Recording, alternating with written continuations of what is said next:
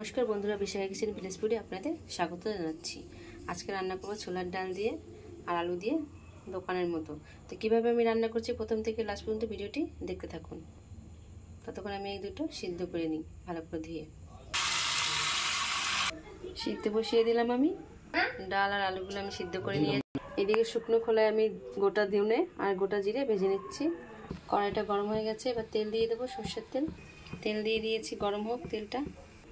তেলটা গরম হয়ে গেছে, ফোড়ন দেবো দুটো শুকনো লঙ্কা আর 5 ফোড়ন। আদা শুকনো লঙ্কা একসঙ্গে বেটে নিয়েছি, দিয়ে দেবো।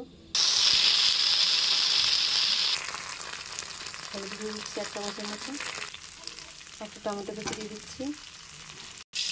ডাল আর আলুগুলো কেটে নিয়েছি, এরকম করে আমি দিয়ে দেবো। ভালো করে কষিয়ে নেবো।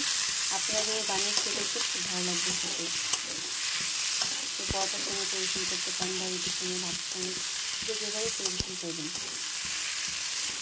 একবার হলে বানিয়ে খেয়ে দেখবেন, খুব ভালো লাগবে। পরিমাণ মতো লবণ দিয়ে দিচ্ছি। ভালো করে কষিয়ে নিচ্ছি। এবার পরিমাণ মতো জল দিয়ে দেবো।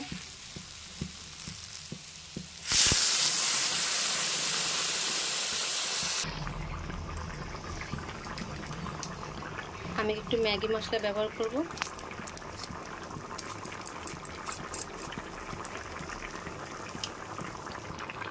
দেখুন হয়ে এসেছে, প্রায় সুন্দর একটা গন্ধ বেরিয়েছে।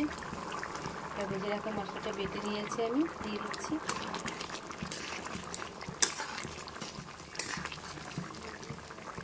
হয়ে গেছে, এবার নামিয়ে নেব। দেখুন কমপ্লিট হয়ে গেছে। আপনারা এইভাবে বানিয়ে খেয়ে দেখবেন আলু দিয়ে ছোলার ডাল। আর কেমন হয়েছে কমেন্ট করে জানাবেন। নতুন হয়ে থাকলে সাবস্ক্রাইব করে দেবেন, ফেসবুকে ফলো করে দেবেন। সবাই ভালো থাকবেন, সুস্থ থাকবেন। নমস্কার।